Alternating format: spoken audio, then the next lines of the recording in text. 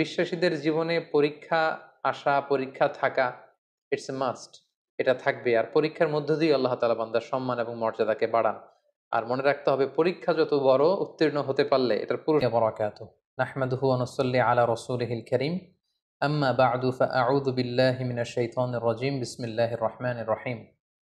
সাইয়্যিদুনা আইয়ুব আলাইহিস সালাম কোরআনে বর্ণিত ২৫ জন নবীর মধ্য থেকে অন্যতম একজন নবী। ইবনু কাসিরের বর্ণনা অনুযায়ী সৈয়দনা ইসহাক আলাইহিসসালামের ২ জন যমজ পুত্র ছিল। একজন হচ্ছেন ইয়াকুব আলাইহিসসালাম, আরেকজন হচ্ছেন ঈস। সৈয়দনা আইয়ুব আলাইহিসসালাম এই ঈসের বংশধর। তিনি ছিলেন ইসহাক আলাইহিসসালামের ছেলে, ঈসের নাতির ছেলে বা প্রপৌত্র। ফিলিস্তিনের দক্ষিণ সীমান্তের হুরান এলাকায় সৈয়দনা আইয়ুব আলাইহিসসালামের জন্ম। সৈয়দনা আইয়ুব আলাইহিসসালামের দাওয়াতি অভিযাত্রা বা উনি কোন উম্মতের কাছে প্রেরিত হয়েছেন তাদের বর্ণনা, তারা কি অ্যাকসেপ্ট করেছিল নাকি বিরোধিতা করেছিল, বা তাদের উপর কোনো শাস্তি এসেছিল কিনা, কোনো মুআজিজা, এর কোনো কিছুই কোরআনে কিন্তু বর্ণিত হয়নি। কোরআনে যে বর্ণনাটি এসেছে কেবলমাত্র ২টি সূরায় সৈয়দনা আইয়ুব আলাইহিসসালামের ব্যাপারে আমরা জানতে পারি, যেখানে আল্লাহ তাআলা বলেছেন যে আইয়ুব আলাইহিসসালামকে আল্লাহ তাআলা কঠিন পরীক্ষায় ফেলেছিলেন। সিভিয়ার স্কিন ডিজিজ হয়েছিল ওনার, এমন এক ধরনের চর্মরোগ হয়েছিল বা দেহে এমন ধরনের পচনশীল একটা রোগ হয়েছিল, দেহে পচন ধরে গিয়েছিল, ফলে ওনার আশেপাশের লোকজন ওনাকে ছেড়ে দূরে চলে গিয়েছিল। উনি স্বাস্থ্যগতভাবে অনেক বেশি কষ্ট পেয়েছিলেন এই অসুস্থতায়, এই রোগে। কেউ কেউ এটাকে কুষ্ঠরোগ বলেছেন, কেউ এটাকে চর্মরোগ বলেছেন। এটা দিয়ে আল্লাহ তাআলা সাইয়েদনা আইয়ুব আলাইহিসসালামকে দীর্ঘদিন তিনি পরীক্ষা নিয়েছিলেন। পাশাপাশি ওনার অনেক সম্পদ ছিল, এই সম্পদগুলো ধ্বংস হয়ে গিয়েছিল, ওনার ছেলেমেয়েরা ইন্তেকাল করেছিল। এরকম একটি ভয়ঙ্করতম পরীক্ষার মধ্য দিয়ে তিনি জীবন কাটিয়েছেন এবং ধৈর্যের পরাকাষ্ঠা দেখিয়ে আল্লাহ তাআলার কাছে সম্মানিত হয়েছিলেন। তিনি এতটাই ধৈর্যের উৎকৃষ্ট নমুনা স্থাপন করতে পেরেছিলেন যে আল্লাহ তাআলা ওনাকে সবের বলে আখ্যা দিয়েছেন, অর্থাৎ ধৈর্যশীল এবং নে'মাল আবদ বা অতি উত্তম বান্দা, সুন্দর বান্দা বলে সূরা সদে আল্লাহ তাআলা উল্লেখ করেছিলেন। আমরা যদি সরাসরি কালামুল্লাহ মাজিদের দিকে তাকাই তাহলে দেখব যে সূরাতুল আম্বিয়া এবং সূরাতুস সদ, এই ২টি আয়াতে আল্লাহ তাআলা আইয়ুব আলাইহিসসালামের ব্যাপারে আলোচনা করেছেন। সূরাতুল আম্বিয়াতে আল্লাহ তাআলা বলছেন, ওয়া আইয়ুবা ইয নাদা রাব্বাহু আন্নী মাসসানিয়াদ দুররু ওয়া আনতা আরহামুর রাহিমিন। অর্থাৎ হে নবী, স্মরণ করুন আমার প্রিয় বান্দা আইয়ুব আলাইহিসসালামের কথা, যখন তিনি তার রবকে ডেকেছিলেন, মানে আল্লাহ তাআলাকে ডেকে আইয়ুব আলাইহিস সালাম বলেছিলেন যে আন্নী মাসসানিয়াদ দুররু, হে আল্লাহ, আমাকে রোগ পেয়ে বসেছে, কষ্ট পেয়ে বসেছে, আমি রোগাক্রান্ত, আমি জরাগ্রস্ত, আমি রোগাগ্রস্ত। ওয়া আনতা আরহামুর রাহিমিন, আল্লাহ আপনি তো মেহেরবান, আপনি তো দয়াময়, আপনি সব দয়াময়ের চাইতে বড় দয়াময়। দেখেন, এত দীর্ঘদিন আইয়ুব আলাইহিসসালাম প্রায় ১৩ বছর এই সিভিয়ার স্কিন ডিজিজ বা চর্মরোগে আক্রান্ত হয়েও তিনি আল্লাহকে বলেন যে আল্লাহ আপনি আমাকে রোগ নিরাময় করে দেন, আপনি আমাকে শিফা দেন, আপনি আমাকে সুস্থ করে দেন, এটা বলেননি। এটা ওনার একটা অ্যাটিটিউড। আমরা যদি রোগাক্রান্ত হই, শিফা চাওয়া, সুস্থ হওয়ার জন্য দোয়া করা, এটা জায়েজ আছে। শুধু জায়েজই নয়, এটি সুন্নাহ। রাসূল সাল্লাল্লাহু আলাইহি ওয়াসাল্লাম নিজেও শিফার জন্য দোয়া করতেন। কিন্তু সাইয়্যিদুনা আইয়ুব আলাইহিস সালাম এক্ষেত্রে ব্যতিক্রম। তিনি আল্লাহ তাআলার কাছে দোয়া করেন যে আল্লাহ আমাকে সুস্থ করে দেন। তিনি কি বলেছেন? তিনি বলেছেন আন্নী মাসসানিয়াদ দুর, হে আল্লাহ আমার কষ্ট হচ্ছে, আল্লাহ আমাকে রোগ পেয়ে বসেছে, আমি রোগাক্রান্ত, আর আপনি তো মেহেরবান, এতটুকু বলেছেন। কারণ ওনার অ্যাটিটিউডটা হচ্ছে এরকম, রোগ দিয়েছেন আল্লাহ, আমি যে কষ্ট পাচ্ছি এটাও দেখছেন আল্লাহ। সো আল্লাহ যদি রোগ দিয়ে খুশি, আমি রোগ পেয়ে খুশি, তাই এই রোগ আমার থেকে উঠিয়ে নেন এটা আমি বলতে পারবো না। আমাকে শিফা দেন, এই রোগ আমার থেকে দূর করেন, আমি এটা বলতে চাই না। আমার কি অবস্থা, আমার কতটুকু কষ্ট যন্ত্রণা আল্লাহ তাআলা দেখছেন। তাই তিনি বলেছিলেন, হে আল্লাহ, আমাকে রোগ পেয়ে বসেছে, আমি রোগাক্রান্ত আল্লাহ, আর আপনি তো মেহেরবান, আমি রোগী আর আপনি তো দয়াময়। এটা দিয়ে উনি কেমন যেন বোঝাতে চাইলেন যে হে আল্লাহ, আমি যে অসুস্থ, আপনি তো দয়ার সাগর, আপনি তো চাইলে দয়া করে আমাকে সুস্থ করে দিতে পারেন। এভাবে তিনি আল্লাহকে ডেকেছেন এবং আল্লাহ তাআলা এত খুশি হয়েছেন। আল্লাহ বলছেন যে ফাস্তাজাবনা লাহু, আমি আইয়ুবের ডাকে সাড়া দিলাম, ফাকাশাফনা মা বিহি মিন দুর, তার যে রোগ এটাকে আমি ভালো করে দিলাম। কোন রোগে আক্রান্ত হয়েছিলেন এ ব্যাপারে সুস্পষ্ট কিছু জানা যায় না, যদিও অনেক মুফাসসিরিন ইকরাম অনেক ধরনের মন্তব্য করেছেন। আল্লাহ তাআলা বললেন, ওয়া আতাইনাহু আহলাহু, আমি তার সন্তানদেরকে ফিরিয়ে দিলাম, ওয়া মিসলাহুম মাআহুম, এবং অনুরূপ আরো দান করলাম। মুফাসসিরিন ইকরাম বলেছেন যে আইয়ুব আলাইহিস সালামের ৭ সন্তান ছিল, মোট ১৪ জন সন্তান ছিল, ৭ জন ছেলে, ৭ জন মেয়ে। ছাদের নিচে চাপা পড়ে ৭ ছেলে ৭ মেয়ে সবাই ইন্তেকাল করেছে। আল্লাহ তাআলা তাদেরকে আবার পুনরায় জীবিত করলেন। কোন কোন তাফসিরে এসেছে যে আল্লাহ তাআলা ৭ ছেলে ৭ মেয়ে এই ১৪ জনকে আবার জীবিত করলেন। শুধু তাই নয়, ও মিসলাহুম মাআহুম, আইয়ুব যখন সুস্থ হয়ে গেল তার ঔরসে আল্লাহ তাআলা আরো ৭ জন ছেলে আরো ৭ জন মেয়ে মোট ১৪ জনকে দান করলেন। সুবহানাল্লাহি বিহামদিহি। আল্লাহ তাআলা বললেন, রাহমাতাম মিন ইনদিনা, এটা আমার পক্ষ থেকে রহমত স্বরূপ, ওয়া যিকরা লিল আবিদিন, আর ইবাদতকারীদের জন্য এতে রয়েছে উপদেশ। যারা আল্লাহ তাআলার ইবাদতে মগ্ন থাকে, আইয়ুবের মতো এরকম ইবাদতকারী হতে চায়, তাদের জন্য এই ঘটনার মধ্যে উপদেশ রয়েছে। সূরা সদের দিকে যদি আমরা তাকাই তাহলে দেখব যে কিভাবে আল্লাহ তাআলা এই ১৩টি বছর রোগাক্রান্ত থাকার পরে আইয়ুবকে তিনি সুস্থ করলেন।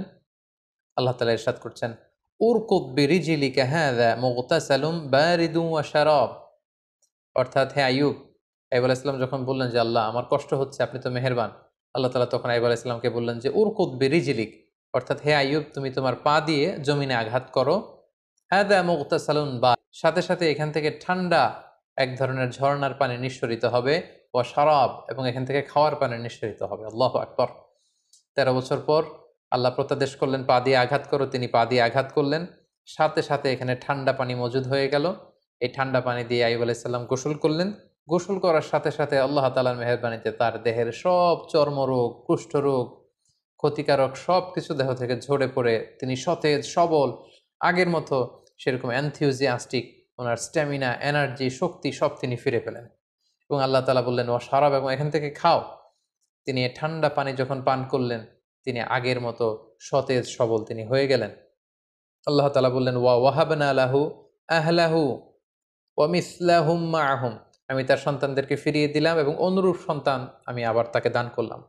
যেটা আমরা একটু আগে উল্লেখ করেছি যে অনেক মুফাসসিরিন ইকরাম বলেছেন ৭ ছেলে ৭ মেয়ে ছিল, ওনার ব্যবসা প্রতিষ্ঠান ধ্বংস হয়ে গিয়েছে, ঘরের ছাদের নিচে চাপা পড়ে ৭ ছেলে ৭ মেয়ে ইন্তেকাল করেছে, আল্লাহ তাআলা তাদেরকে আবার জীবিত করে দিলেন।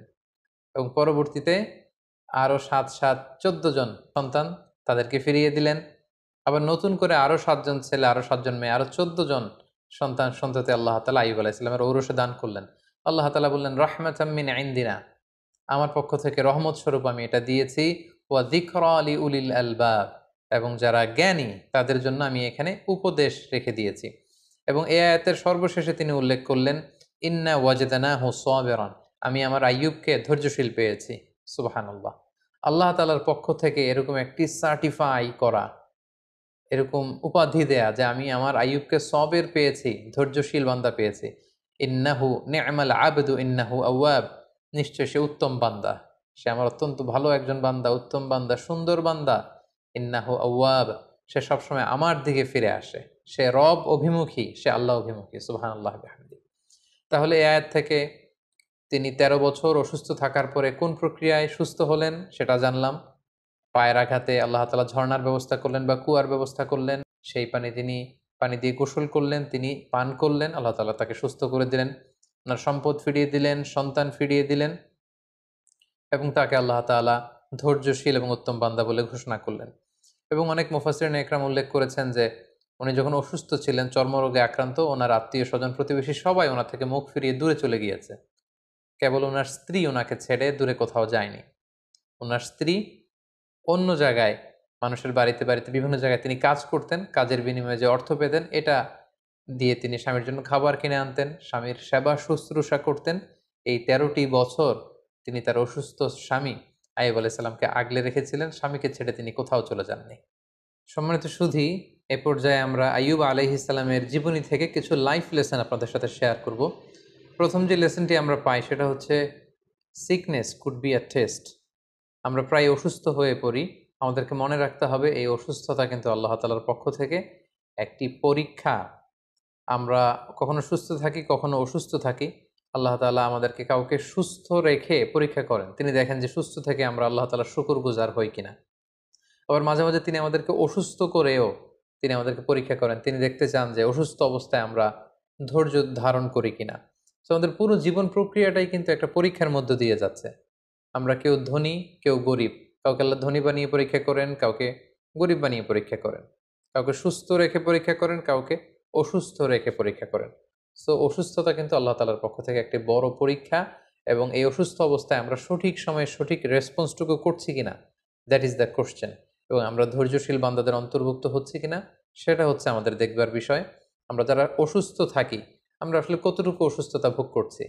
কেউ আমরা 2 মাস, 3 মাস, 4 মাস অসুস্থ থেকে অনেক সময় বলি যে আমার থেকে অসুস্থতা যাচ্ছে না, আল্লাহ তাআলা কি আমাকে দেখেন না? তিনি কি আমাকে সুস্থ করবেন না? আমরা কি একটু আইয়ুব আলাইহিস সালামের জীবনের দিকে খেয়াল করেছি?